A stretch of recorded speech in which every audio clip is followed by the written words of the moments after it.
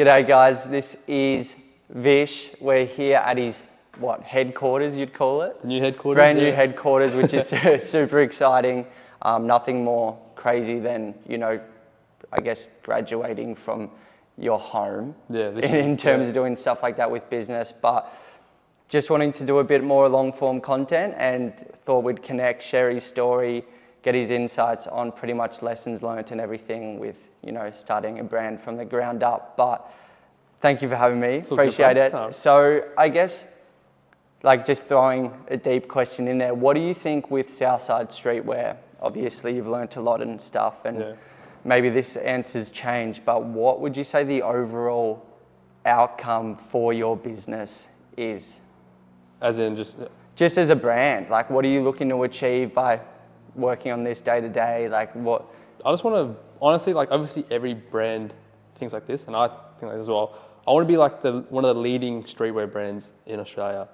I'm not trying to think worldwide or anything like that. But I want to, because I do, overall when I started the brand, my whole goal was go outside and see someone wear my brand. That was that was my dream. And obviously I've seen it a few times, not every day, but I've seen it every now and then.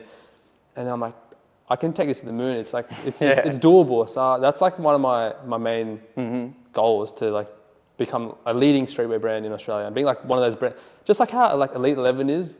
People, you always see someone wear that, or they're known for they're leading the activewear industry in Australia. They're blowing up at the moment. Exactly. So I want to be that brand where it's where someone's looking for clothes and have you started Southside? Why don't you just buy something from that shop or something like that? So I want to be that name where it's it's a household name, Awesome. But that's what you're working towards. Yeah, that's what I'm working towards. Well, I guess you brought it up, but in terms of that first maybe reaction you had when you saw someone in public wearing your garment, what was that to you? What were you feeling at that time? It was funny, man, because I was with my mate. We're doing this is back when we were doing iPhone shoots, right? So we were at St Kilda Pier, and we were just filming some shorts, and then we got some, we finished the whole shoot with, obviously on the phone and stuff. Yeah. And then we came to this it was a restaurant. Just, you probably know what it is. It's just It's on the boulevard? Yeah. So I'm pretty sure everyone's past it. But we just got a quick feed. And then literally we're talking about, imagine we saw someone wearing Southside. And then probably 20, 30 minutes later into our feed, my mate, his name's Anil, he's my best mate. And he's my coach for fitness as well. But shout out AT Coaching. But so he's bro, he's wearing Southside, and I didn't want to believe it because I've never seen anyone doing it. Yeah, and I was and I looked and I saw, because I have a signature piece. It's called the Flexin tee, and it's got a neck logo around the whole thing. Yeah. And that's how I knew it straight away. And I saw it, I was like, no way. And obviously back then I wasn't as public as I am now on social media, so I wasn't, in terms of my personal self. Yeah. So I wouldn't be I was a bit shy. So my mate, I was like, can you tell him that I'm the brand owner? So I didn't want to go up to myself. I was too shy. Dope. Yeah, and he's like, oh, come in. And he's like, Southside. And then he's like, yeah, what's up? And he's like, this guy, and he pointed at me, my mate. He's like, this is the owner. Yeah. And I was a bit shy. I was like, hey, what's up, man? And then he was actually all right, the guy that was wearing it. And then I was like, can I get a photo with you, bro? Because I want to just as a memory. It's a big moment. Yeah, so I'll try to chuck it in for the video. Yeah. We'll do some B-roll. Yeah. We'll do some B-roll on this for sure. But and that was the first time, and I think we follow each other still. But yeah, that's so big. Yeah, so that was a crazy moment. I guess so. The reason why I want to do this is I'm lucky enough to have met people like you and a lot of other brand owners, and I guess people that have taken that risk and are now full-time, in something that a lot of people are looking and aspiring to achieve. I guess in terms of, I would love to get your thoughts of, obviously marketing probably when you first started out is very different to now. Yeah. But I'll hear about the start of your brand story in a second, but in terms of, it's an ever-growing topic in my consulting conversations basically, but how did you find putting yourself out there in terms of, I guess, personal branding or putting your face in the content or maybe storytelling and being vulnerable when it came to the brand side of things? Was that a difficult thing to kind of do at the start and overcome? Not gonna lie, I've always wanted to film myself or be part of talking to camera. Obviously I wasn't as good as I am now compared to back then, but I don't know. I just felt like I've always wanted to do it, and it's always been a thing. I'm sure there's people out there that always say that as well. But they don't do it. But yeah, I think that was a big thing for me. And I'm glad that I'm doing it because it's obviously built a small community, not a massive community. But would you say you've got like I've got some results from it? Yeah, results. Like every now and then, like it's crazy. Like I get spotted on. Like I was literally I just finished a wedding last Sunday, or like Sunday coming, and we went to Macca's in the city just after that. And obviously I was in my suit, so I wasn't even wearing any Southside. Yeah. And these two girls are like pointing at me, and I looked in the reflection of the window, and I see them why they're pointing at me. So I turned around, and they're like, "Oh, you're the Southside guy from TikTok." And I'm like, it's crazy, like the reach that you can do just from talking to camera, like showing your personal self online. Yeah. Like and I think as well, just even if you realize it or not, the impact you've potentially had of maybe getting someone to take that next step or even film themselves or maybe take that risk, or seeing the growth you've had from, you know, working at home to now having this awesome space, which I can show you a bit more of, like, but making like it a reality, and like obviously that's a credit to your hard work, but then when you're able to showcase and present that on social media, you're probably going to inspire a lot of other people to. And it's crazy because I don't actually get like viral videos. It's like, I think my views are mainly people who are just more interested in my brand and myself. Where I think my videos only like cap out at like 2,000-3,000 views. Yeah. But that's people think that's not enough to actually do it, but that's plenty, man. Like again, like I've built a brand. I haven't built my brand from TikTok, but I've built such a community. Not a big from one those again, interactions. but from those interactions, but like and only that fair few thousand views. It's enough to like build a community, right? You don't need to have millions of views and go viral, right? For sure. And I'm living proof of that because I don't go viral every video I do. Like my videos cap out at like a few thousand views and then that's it, right? But yeah, it just shows that like it's doable, you know? So, doable for sure. It's a really big misconception, and maybe I even found that with like, you know, being a part of a brand where you look at all these big businesses and maybe they're doing hundreds of thousands of views or, you know, millions of views for a campaign or whatever that looks like. And it's super easy to compare yourself to them and being like, fuck, am I ever going to be successful? Yeah. Or am I ever going to get to a point that it's like that? But as you were saying, depending on your engagement, that community and the way that your systems and processes are set up with, say, other marketing channels, it's not 100% necessary, like for you to not like find success.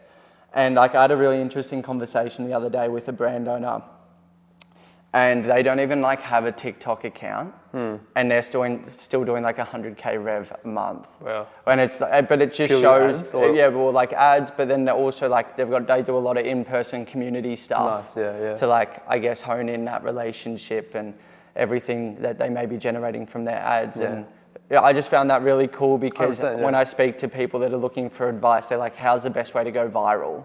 It's like, you don't 100% need to go viral, but if you're like knowing how to talk to your target audience like correctly and those ideal avatars, and I guess getting to know you as the founder and trusting you a bit more, like you will still be able to see results in both the short and long term with that. Yeah.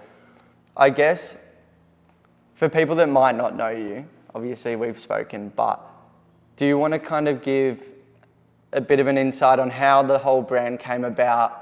You know, were you always into fashion? Did you study it or anything like that? Yeah, so like I was studying engineering in uni I did that for 6 years, bro. So wow. Yeah, so I failed. Hustle. Yeah, I mean, it was initially a 4-year course, but obviously I failed units, so I had to do 2 years extra.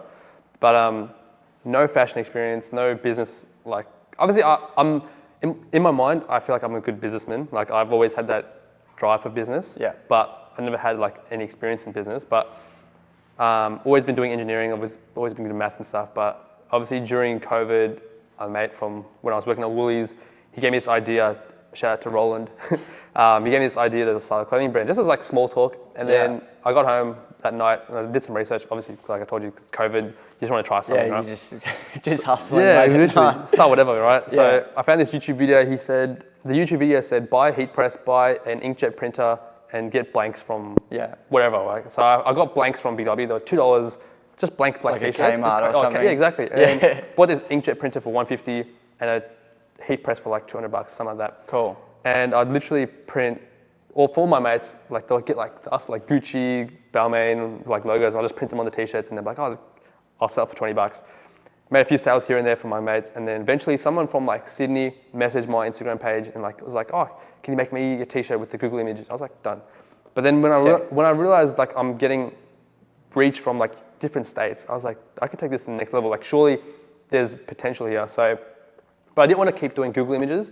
So I looked at Culture Kings for inspo. I saw that they were doing like rapper tees, like graphics, like bootleg rapper tees. So I learned how to do that myself. I found a supplier in Sydney who can actually print the tees properly. Because bear in mind, when I was printing them myself, they would wash off within like one wash in the washing machine, and people complain. High qual. Yeah, literally, bro. And I'm like, damn. So I need to actually do it properly. Yeah. Found a supplier in Sydney. They did it. They printed off whatever tees, whatever graphics I had, and that was going crazy. I was selling like t-shirts with Travis Scott, Drake, Pop Smoke, all these rappers and stuff. But it got to a point where I was actually doing decent followers. I was getting decent followers. Had a decent amount of sales. Not crazy sales, but like for me back then it was crazy. Yeah. And then I got hit with a cease and desist from Universal Music. Brutal. The biggest. Absolutely brutal. Universal, like the biggest music group in the world. The whole world, I'm pretty sure. Yeah. Yeah. And I was like, why are they targeting me? There's so many brands out there that do what I'm doing. Even in America, they're doing this, but they target a small Melbourne brand, like a tiny small, all the way in Oakley. Like, well, that's so weird. So I got the email. I didn't reply to it. I told my dad, he's like, don't reply to it, just ignore it. Make a new website, sell all the stock that you have now on that new website, and slowly transition from like Southside branded stuff to, slowly from the transition graphics from to the graphics to the Southside stuff. Yeah. So eventually was doing like 70-30 graphic tees to Southside tees, and then I slowly transitioned it, and then I eventually phased out my rapper tees, and people actually buy my branded stuff, which was crazy because I was doing more sales with my branded stuff than my actual rapper tees. So that's a cool transition, to be honest, and I think for anyone like that's watching, when you're starting your own business, there's so much shit you go through basically. Exactly. Like there's so many downs. And it might seem like the end of the world. I'm sure when you receive that email from one of the biggest like music corporations, you go like, fuck, how am I ever going to compete or, find a solution to this? Yeah. Like obviously if you had to pay them or whatever, like that would have been crazy numbers. Like I'm sure that they would have just asked for. But, finding not so much a loophole, but like another solution that like was able to be beneficial to you is like awesome. And I guess it's just finding, what are the options you do have when you like run into a roadblock? Exactly, yeah. And like just taking a punt at that time and hopefully it works out. And if it doesn't, go back to the drawing board. Exactly, bro, yeah. So I guess with the transition from, rappers and those graphic tees to Southside, how did like the development of the concept of Southside even come about? So like at what point, you wanted to make your own clothes? Yeah. What was the brainstorming? What's, I guess, the messaging, or who were you looking to target?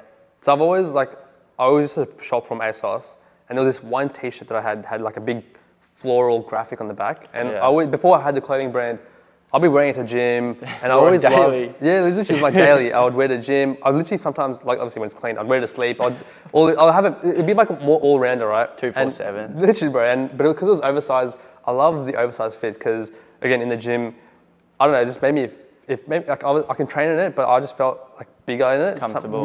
Comfortable, all that stuff. And I was like, that's when I knew that oversized was like my style. Yeah. And then obviously with the graphics, something about graphics, I feel like you can easily sell graphics compared to just simple logos. Yeah.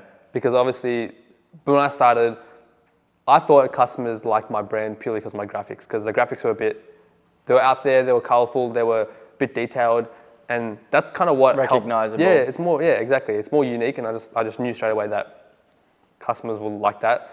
So that's the path I went down. What was the question again? So you just.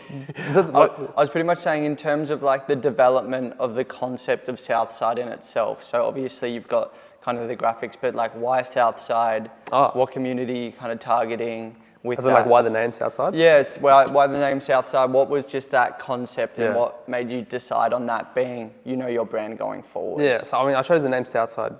Originally, my brand name was called Disobey Streetwear. Disobey? Because I had a number plate for my car. My car was like very loud and it was pretty quick back then. And my number plate was called Disobey. Okay. And back then, before I started my brand, people knew like in my area, people would call me for Disobey. They'll be like, oh, it's Disobey, whatever. And when I was looking for a brand name, that was like the first thing that came to my mind. Yeah. But then I realized the legal side, that name was already trademarked and taken. Yeah, Obey. But the guy who owns Obey, I think he trademarked Disobey as well, or something like that. So luckily he didn't get me, but like I was using that name for like just running into legal cases. Literally, man. Like I didn't know the legal side of these things. I just thought you could just sell clothes and that's it. But so many legal things that involved with business, but even just like clothing brand itself. Anyway, so I transitioned to Southside. I got that trademarked, whatever. But I just thought Southside, because I live in the southeast of Melbourne, and obviously it's not gang related or anything like that, but like I live in the southeast of Melbourne, but I didn't want to call it Southeast Streetwear. It just doesn't flow. But Southside Streetwear, just SS, just cool. Flows, right? And I was like, well, it's not taken. I'll take it myself. Get the domain. Yeah, literally, got everything sorted myself. But yeah, that was the reason. But target audience, man, I just know there's a few brands out there that I look up to in terms of like graphics and oversize, and I just knew that what I was doing and the idea that I had, I can do something similar to that. That was always what I wanted to do. And I just knew that the clothes that I sell isn't like specific for one like area. You can wear my clothes at the gym, you can wear it to going out, you can wear just chilling with the boys. Like it's an all-rounder, I feel like. Whereas I know there's a few brands out there where it's like, it's very niche down to like one thing, you know? It's like, so I wanted to make my clothes like an all-rounder tee where anyone can wear it, and it would kind of, I mean, might not suit everyone, but it suits the general public, right? That's what I think, right? Yeah. I could be wrong, but I guess with brand owning and even getting to a point where you've got your own warehouse space for the first time, which is just like insane. What would you say? Obviously, you didn't have any background experience with clothing, but you always maybe thought yourself you could do something business-wise. But was there any specific aspects of brand owning? You have to wear so many different hats, right? From, as you were mentioning, little legal things, marketing, product development, and designing and stuff. What would you say was something that took you by surprise and was like more challenging than you ever thought? Even you might have not even known that was something you had to do. I think it's like literally everything you said, like all the hats that you wear when running a brand. You're not just selling the clothes. Like you got to do the designing, you got to do like the content, the photo shoots, everything. Like even just like web design. There's so many roles. Obviously, beginning when you start. Later on, you can get someone else to that. But there's ads, there's like marketing. There's so many roles that you. That's what when I was actually like taking this seriously, I didn't realize there's so many different roles that take part in like owning a brand. Which wasn't an issue for me because like I like to think of myself as someone that can do a lot of things that, like, and I like to take a challenge as well. I'm looking forward to learning. And I'm not someone that's like, there is things where it's like, oh, I can't do it. I'll just handball to someone that can do it better than me. But there's always been a time where I want to try to get a shot myself. And I'm always up for a challenge. So that was, like, regardless what it is, like whether, again, like talking to the camera, that was a massive thing. Like I didn't know, you don't have to do it. Like you said, there's brands out there that don't do that they do pretty well. But I wanted to give it a shot because a lot of people are saying like it's the new age right now. People are trying to get on camera. In terms of differentiating yourself, I think so. So I was like, there's a lot of stuff like that. There's obviously the ads, learning how ads work. Just photo shoots, learning how to like operate a camera. Like I have like a Sony A7 III, but like again, it's not a big deal, but just like getting angles Aperture, right. ISO. All this stuff, man. From studying civil engineering and working at Woolies, like, and to doing this is a crazy shift. So it's like there's a lot of stuff that you have to learn. But again, like I'm up for it, right? And I had this one channel. I was about to say it, but I forgot. But that's literally like it is wild. I think when even people discuss and talk to me about what's the next steps for them, and then like in their brand journey or whatever, they might have just like brainstormed a thing. And I think a lot of people, when they think of like a brand, it's like, okay, what am I designing? Like what's a manufacturer, right? Like that's probably like the first two things. But as you were mentioning, for it to be as successful as possible, and obviously you can do this in due time, but Like, what's your branding and what's that message before? Yeah. Like, how are you differentiating yourself before you actually even get a garment made? Exactly, yeah. To therefore hopefully stand out further, as well as doing marketing that, you know, captures people's attention and then retains someone's attention as well. That was also one thing. Yeah, that's the one thing I want to say. Like, again, you got to figure out what I didn't realize, which I'm getting better at now, is like learning how your customer thinks. Yeah. Like when I make content, obviously the intro is the biggest part of like whatever video or whatever content you make, right? Yeah. And like learning, like trying to understand like how, when they're scrolling or when they're looking at posts or whatever, that first few seconds is what captures the eye and makes them watch the whole thing. And then understanding that because our attention spans are so short now, like anything that's boring within the first 2 seconds, they just got to skip. And bro, how many things we scroll throughout the day? It's like we'll just forget about it, right? So you got to understand what's something that can trigger their mind where they remember it and they'll actually want to watch the whole thing. 100%. There's like little things like that where you got to think about, and that's one thing I didn't realize when I started. Like there's so many, now that I've figured it out now, but there's just so many things psychologically. Is that right? Psychologically? But just, and also mentally, and like trying to understand your customer. Yeah. How would you say in terms of, because at the end of the day, I think clothing's a weird one because say in skincare, right? Yeah. There's a very specific problem, like say moisturizer, like people have got a dry face. Yeah. So they get moisturizer to, you know, make sure their skin's more hydrated. Yeah. But I think clothing's a weird one because depending on who you're targeting, and as you were saying, it's a bit more generalized, like your target audience of an everyday wear. Everyone can kind of wear it in different spaces. So maybe finding language that directly connects probably took you a longer amount of time, or what they were looking for compared to someone else, because it is a bit more generalized and a bit, I guess it isn't as niche down as maybe some, say, an active wear that's specializing in, you know, like sports stars and stuff like that. In terms of, I guess, saying, understanding that concept now of, you know, a hook and those first few seconds, what would you say helped you get to a point of understanding, you know, your ideal customer avatar and what they were looking for? Maybe in the content side of things for the attention, but in terms of like, do you chat to them?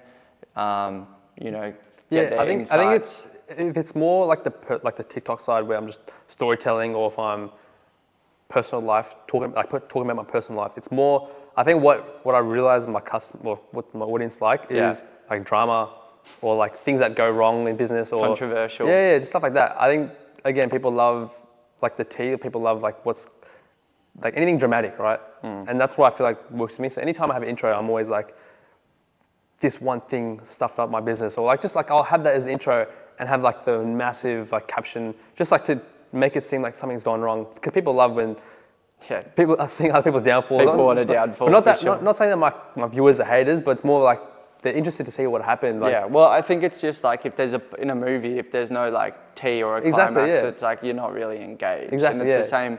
Even like you got to get faster to that point in short form content, as you were saying, because everyone's memories are like goldfish now, and attention. Exactly, bro. So if you start off with a bang, they're more likely to remember it, and like, oh, like the next day they're like, oh, didn't that happen? Like, oh, I remember that he was talking about that. Whereas if it's just like simple stuff, it's like what's keeping them from remembering that story? 100%. Right? What I guess, because you know you've been working on this for. How long have you been working on this now? 3? Coming to 4 years now. 4 years, which is like a crazy long time to just be hustling. Yeah. What in that time you would have met so many cool people, but also learned so many lessons about, you know, business as a whole, but yourself. What, obviously hindsight is a funny thing to look back on, right? But I know we've spoken about it, even if there's mistakes made, you learn from them. But if someone was watching that's looking to start a brand, what do you think would be like a crucial mistake that you wish you avoided or didn't have to run into as early as possible, or maybe something you overlooked the importance of? I think when I started, man, I wasn't looking at my margins. I'd look at how much my supplier would sell the clothes to me. And I didn't even like properly convert it to Australian. They were saying that the t-shirt costs like, I can't remember, just a blank with no logos, no embroidery, whatever, just the blank was like $5 or something like that, right? But obviously they added on, like obviously when they build me, they added on like the embroidery, the screen prints, like the tabs, everything. All the detail. And I didn't bother to like add that. I just looked at what originally they were charging me for the blank, and I converted it to like, I think back then the conversion from USD to AUD was like 1.5 or something like that, 1.4. I would literally just do that, and I just, in my mind, I'm like, yeah, it'll cost roughly $6, $7. I didn't actually look at the exact margins, as well as the shipping fees, duties and stuff. I didn't actually take that into consideration. So, and then even just like selling the tees, I would think that the only profit I'm making is from how much I'm selling it compared to how much that $7, whatever it was. And I was like, oh yeah, that's fine. I didn't actually have an Excel spreadsheet ready, or I didn't have all my expenses done.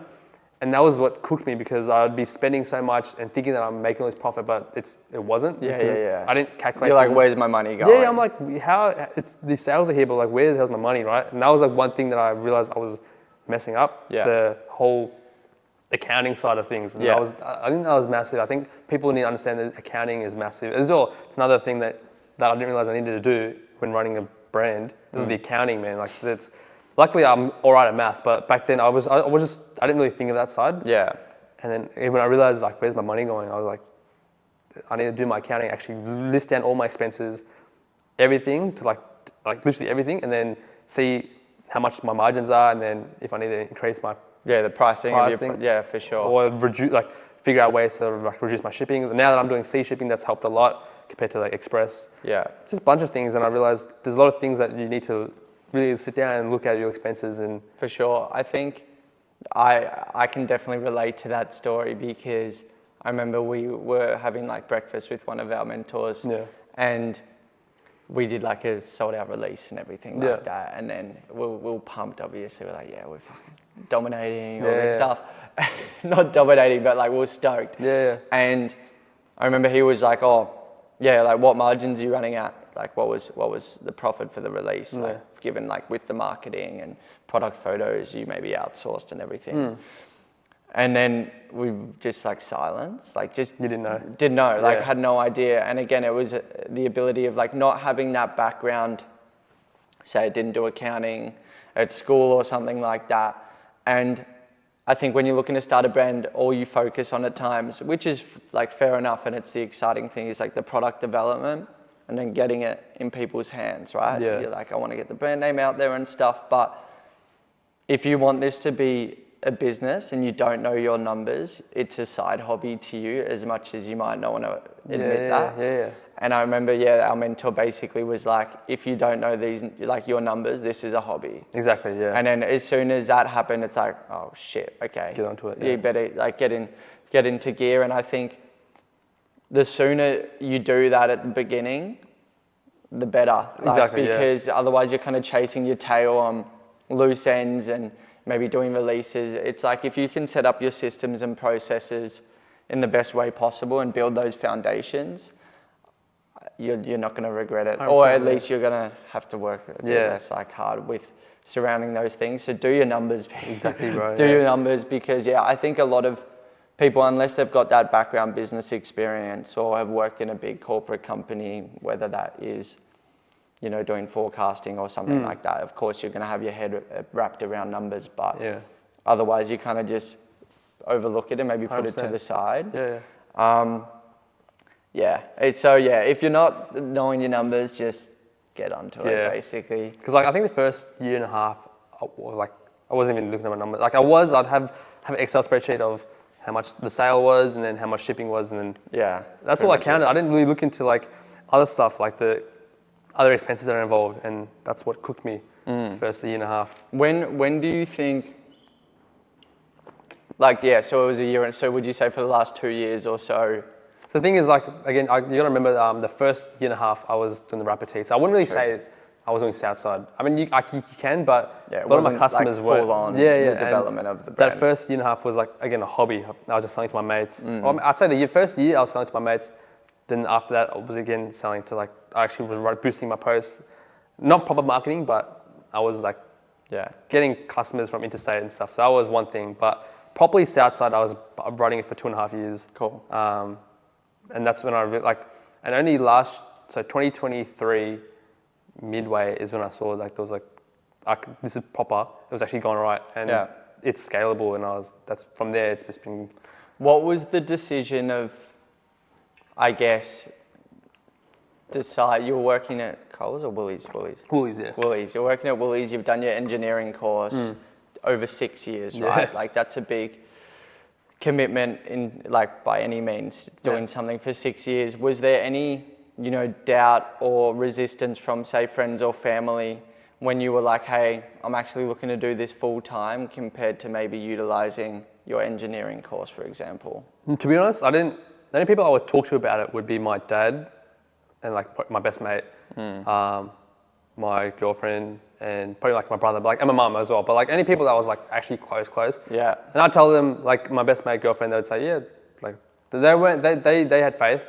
Dad was more of like, he wanted me to do engineering, but he also has a business background. Yeah. But he said, just finish your degree, take a gap year, and in that gap year, see how you go. Mum, she was all right. Like she doesn't have a business background, but was a bit like skeptical because again, it's taking a risk from working like in a set job. It's a big difference, I think, compared to that generation of like our parents. I guess we're a similar age, and it's, I guess, online business as a whole is so foreign to, and maybe not understanding the landscape or maybe the reach or impact you can have. It's a difficult one for them to come to terms with, I'm sure. Is like, hey, how have you got a clothing business when you don't even have like a storefront, or a brick and mortar store? Yeah. But yeah, so would you say like for the most part though they were pretty encouraging and supportive? I think so. Especially because I was taking a gap year, so they just thought, okay, whatever, even if it doesn't go well, the next year after I can just look for a job in engineering. But with the I just feel like they were supportive, and like they didn't, no issues there. Awesome. And I didn't want to again get any opinions from anyone else because again I didn't want people give me like clouding my judgment, So that didn't affect me. But I think the fact that I quit Woolies in that gap year, I didn't let that get to me because I would have still been not now, but like I reckon I've been still be working there for that year. I only left because all my mates left. So like I was working these shifts with like all these old people and stuff. It wasn't the same. So I was like, and it was only like $200 a week, bro. It's like what? That's like fuel and food, bro. It's like. I think a lot of people making that commitment to going full time is super daunting, but also super exciting. Yeah. But I think as well, if you're doing a business on the come up, like don't, obviously within reason and live within your means, but don't jump to potentially going full time straight away unless you set up, everything perfect in the back end. Yeah. Because you can still hustle and grind, but if you're still paying for rent and stuff, So like if I was paying for rent, if I was living out of home or whatever, like if I always built, like luckily, I mean, I'm grateful that I lived with parents and like they were able to like food was on the table, like support you in that. So, but the money, I wasn't asked for handouts or anything, but it's more of the fact that I felt like I knew that it would work, right? And I think it was more of a why did you know it would work? I just had faith. You're going to make it happen? Yeah, I just, and I think I put that in my mind so I wasn't scared, right? Yeah. And again, like Woolies wasn't paying me that much, so it wouldn't have made a massive difference to the fact that I was working, whether I wasn't. Yeah. And the fact that I was on a gap year, that obviously made me feel a bit better because again, like even if I wasn't doing the brand, I had a whole year to do whatever I wanted, right? Yeah. So develop. Yeah, exactly. Whatever it was, and then again, I had a backup where if this didn't work out, I got the degree, I'll just stick with the engineering. Even though I never want to do engineering, bro.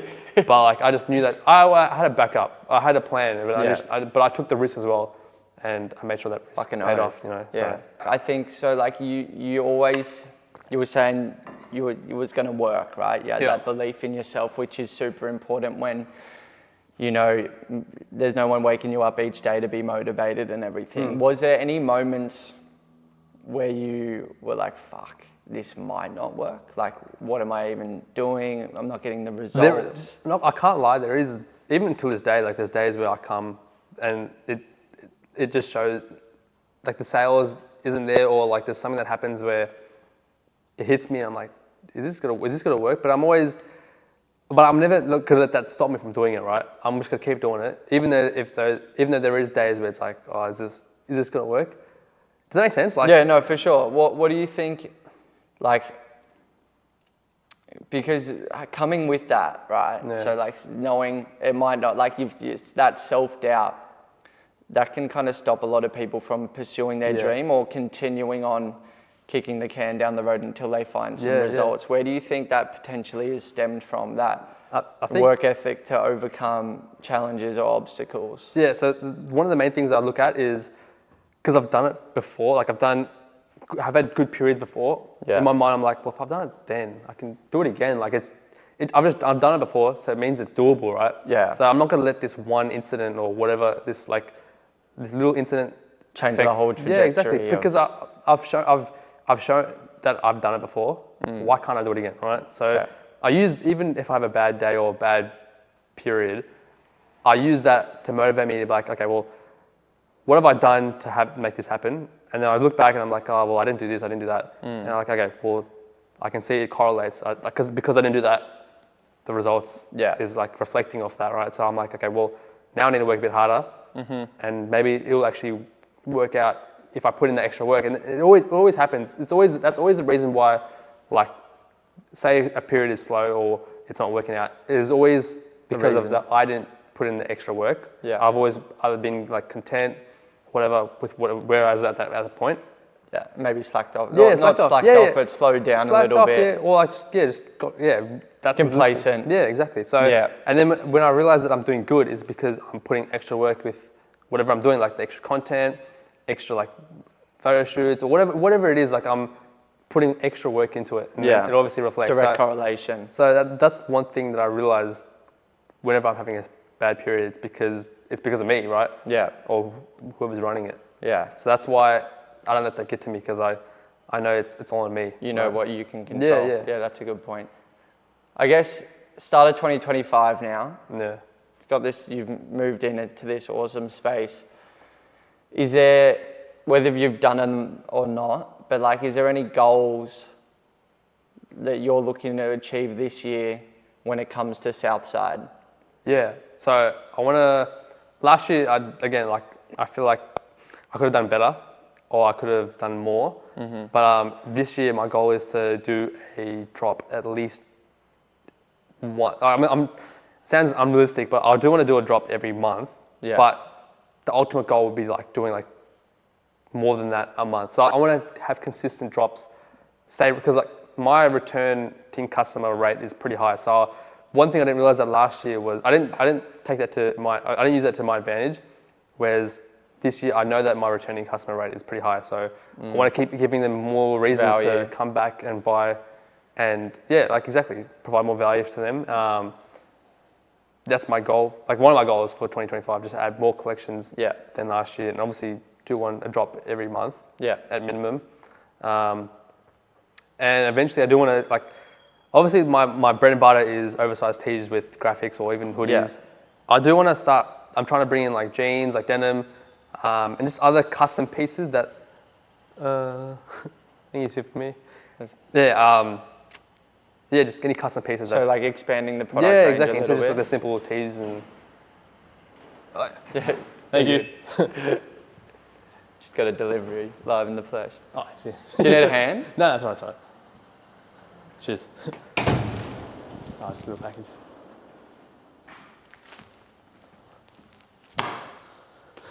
But so expanding the product range, doing that.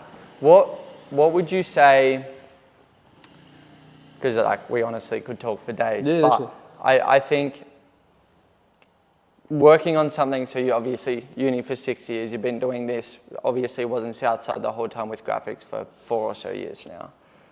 In that time, what would you say was some of the biggest learnings about yourself as because obviously alongside your brand developing is just the development of yourself, that's from the ages of 22 to 26, which is you are now. Like I'm sure you've learned a lot about yourself. What would you say are some specific things that you've gone you're proud of, or maybe upon reflection going, as you were saying, maybe working harder and stuff? Is there anything else?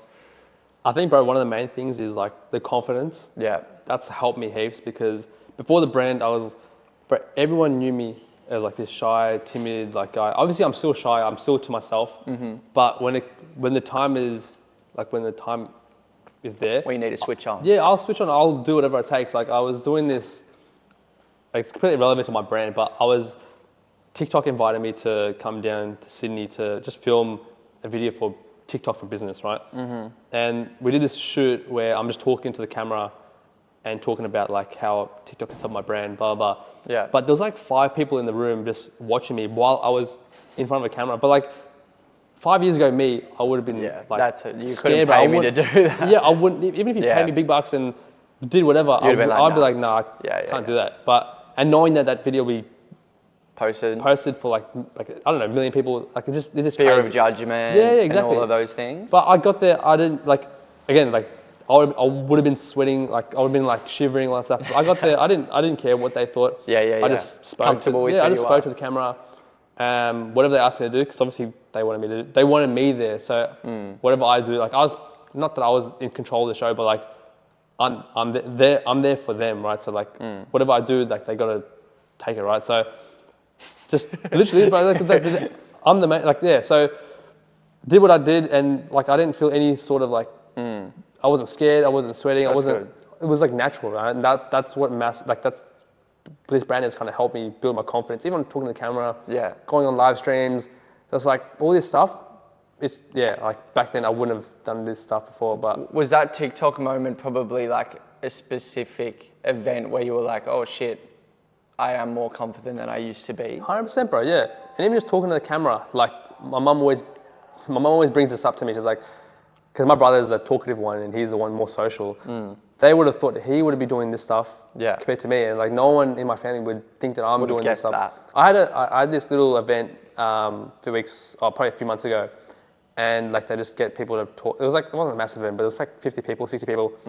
But they talked to the brand owners who like had their stalls in like that little event. Yeah, cool. And in front of the crowd, and even that, like talking to a crowd of 60 people. I've always wanted to do that. But me, I've always been shy. But this brand has kind of helped me with that confidence. Yeah. And talking to the whole, I wasn't scared. I wasn't I wasn't how I'd normally be. It was fine, man. Like it was like nothing to me. In terms of the confidence, obviously, like the brand has helped with it. Yeah.